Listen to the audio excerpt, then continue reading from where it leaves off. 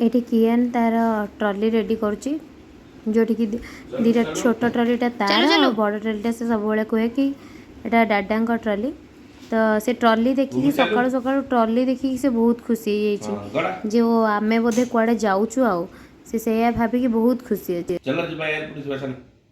चलो गड़े गड़े चलो घूम घूम आजा एटा बेटा चलो एयरपोर्ट जो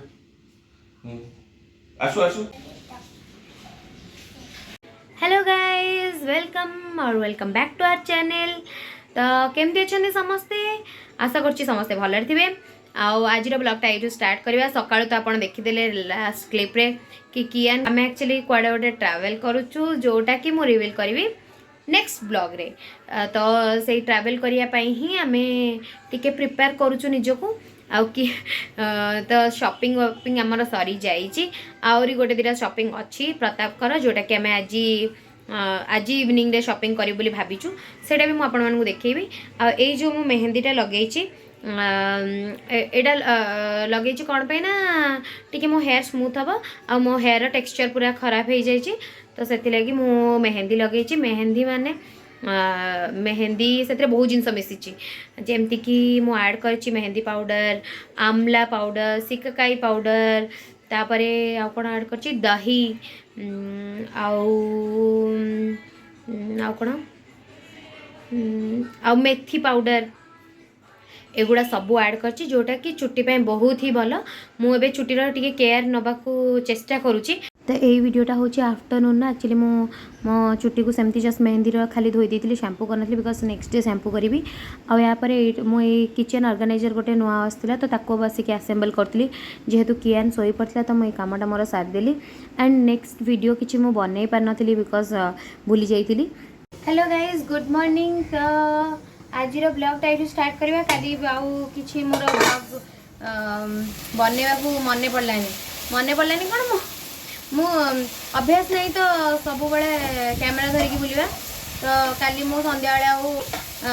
किसी भी शूट कर पारे काली मो मन ही पड़ानी तापर आसला मन पड़ा तो आज लगगला गरम चेका खाइले सकाल सकाल ओहो। तो आज हूँ आमर जमती कि काली मुझे कहती आम कड़े गोटे जबार अच्छी तो आज आमर जर्नी स्टार्ट हम आम राति बाहर से हिसाब से आमर पैकिंग भी चली कियान पैकिंग डन आमर पैकिंग चली तो मुझे देखी बहुत ही एक्साइटेड ब्लॉग आसबार अच्छे आगू तो स्टे ट्यून। तो केक कौन पे ना मु केक समस्त नहीं जी आ कियान भी खाइब समस्ते भी खाइबे। तो केक रा रेसिपीटा आपण ये ब्लॉग रे देखिया को मिलबो। एटा एक्चुअली मो रेसिपी नुह मो मम्मी रे रेसिपी बहुत ही सॉफ्ट केक बनिबो म भाबुची आ रेसिपीटा म आपण मन संगे। तो एक्चुअली ये गोटे जगह गोटे कप क्षीर नहीं रेसीोटा एक्चुअली ये जे 2 कप मैदा नेले से गोटे कप चीनी गोटे कप क्षीर आउ गोटे कप तेल देबे। तो तेल मुझे कम जानिकी नहीं बिकज आम टे तेल कम खाया पसंद करूँ आउ से हिसाब रे मुझे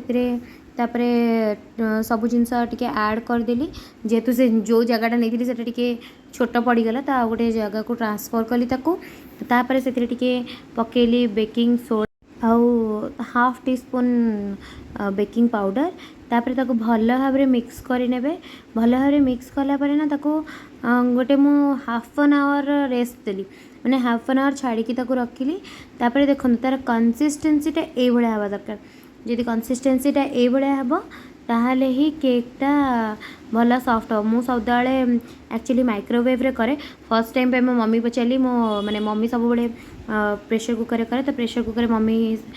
ठू पचारिकी कली पूरा गैस पूरा सीम रे रखिकी आउ तार व्हिसलटा खोली